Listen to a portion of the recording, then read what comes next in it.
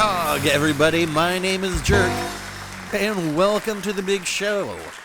I'm going to be honest. We've got a lot of guests booked this week, so I need to be cranking these out, and we're already a day behind schedule. London was supposed to be here Monday, but Sunday was a fun day, and today was tomorrow yesterday. Are we clear? Good. So anyway, we're going a little out of order this week because some guests can only be in town for 1 week, so I had the staff shuffle some things around and swap out the borscht for some not versed, and remember, not versed is the best versed. And with that being said, let's get today's guest out here because I know everybody wants to get a good look at them. Ladies and gentlemen, put your hands together for the Premium Tier 7 German Light Cruiser. Give it up for Mainz. Yes, the Mainz. The Luke Hemsworth to the Weimar's Chris Hemsworth to the Nuremberg's Liam Hemsworth. And just like the Hemsworth brothers, Mainz is showing its age. But we'll get to that in a minute. First and foremost, I need to put together a team to protect this flank because you know it's going to be just me over here. Avengers Assemble. It is Hawkeye with Iron Man and Captain America. Alright, let's take a step back and talk about this computer boat. So let's define how this is actually different than the Weimar first. It has the same guns, it's pretty much the same armor, I think it's got a little more health, maybe. You know, we don't deal in facts here, we deal in feelings, and it's got a heal. So no doubt, everyone will be saying it's OP, but hold your horses there, buckaroos. Let me tell you some of the negatives. The ship itself is slow, the turret traverse is slow, and the rudder shift is slow. And I'm going to tell you that those negatives are what really balance this ship out for the tier. In the design world, we have a saying, good, fast, cheap, but you can only pick two. And in the dating world, we have something similar where we say attractive, smart, funny, but you only get to pick two. And with the Mainz, these negatives can all be addressed with certain selections, but you cannot fix everything. I think this particular ship, more than just about any, actually needs you to think about which modules you're using depending on your choice of commanders. So I think you'll see some very interesting setups over on wowsbuilds.com.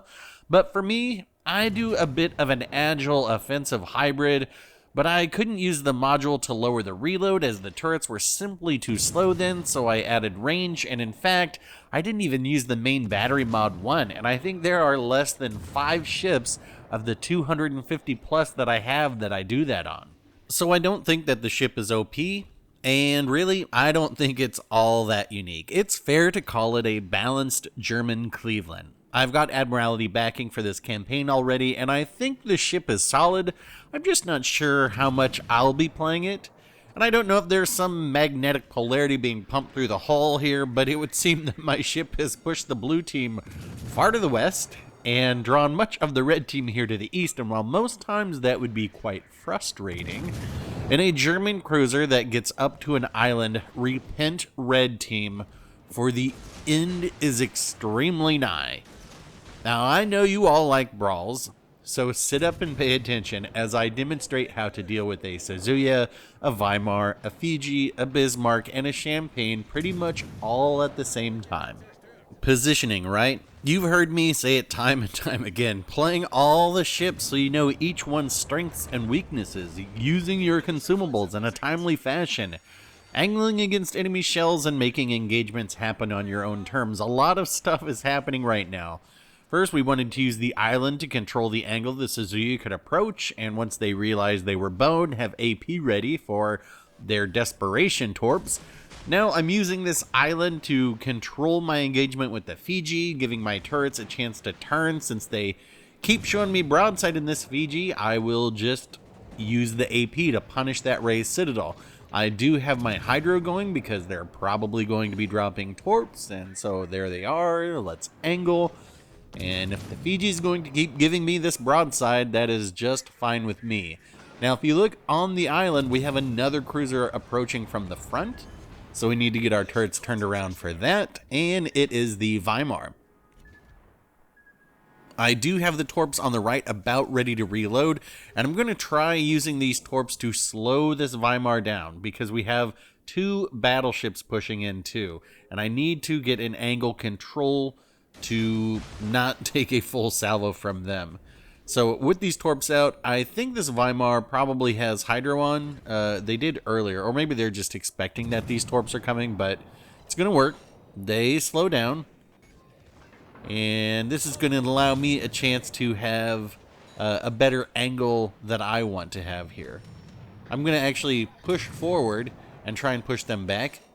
And we're going to see that the Bismarck is pushing around this side. All right, so hit reverse. And we don't need this Bismarck coming around behind us. That would be the end of me. So while the Weimar is in reverse, we are going to use these torps. I mean, if the Bismarck's going to chase after us, that's fine.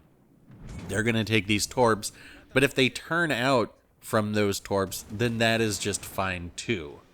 See, I take a nasty hit right there.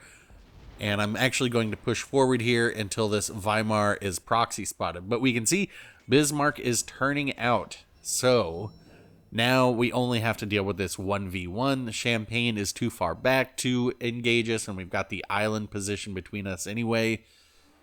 So, is the Weimar feeling lucky, punk?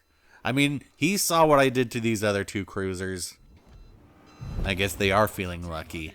But you may recall, I only used 1 set of torps on this side earlier. So, open it up for the wide pattern, in case they slow down. And we'll just start getting some shots in there. There's 1 Citadel. They're going to take a torp. There's their torps. And we'll get the last one. There's our 3rd ship sunk. And we're going to deftly move our boat around the sea turds. And so things are looking pretty good now. Now I can turn my attention to those battleships. You've heard me say it before. You'll probably hear me say it again.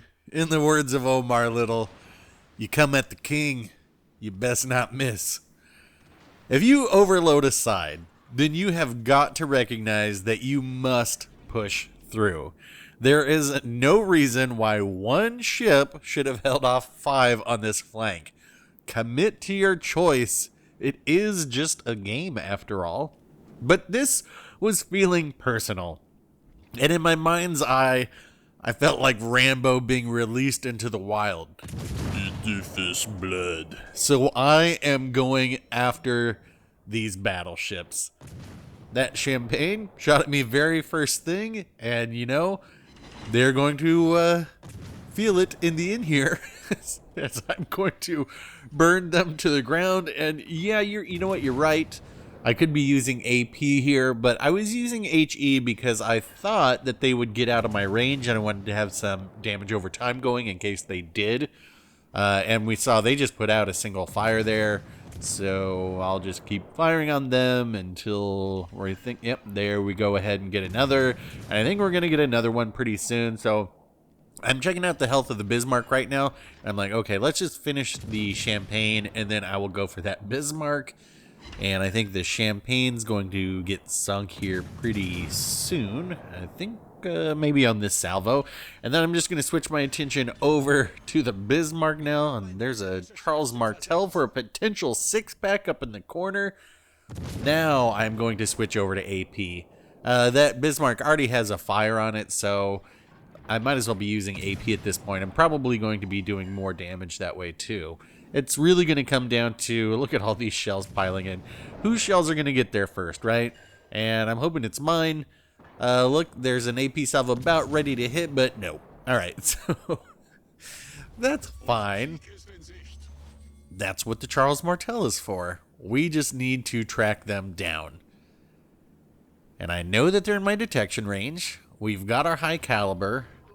I can't remember if we get a Confederate or not in this one. I don't think we got enough damage done to that Bismarck, but I know this Charles Martel is close. Look at these pack of wolves over on the west, all barreling in like this. There they are. Let's start firing. And this is really going to come down to luck. You see that I switched over to AP there as well. I'm just thinking that I'm probably going to have a higher alpha strike with AP than if I keep firing HE. And it looks like the Charles Martel is going to turn out. And I was thinking, well, that's not going to happen. But now look, they turn back into those shells, and we are going to have Kraken 332 in the mines. All right, scoreboard. 3,250 XP for a very good game. Maybe not a very good game for everybody, red team, but I hope that a lesson was taught.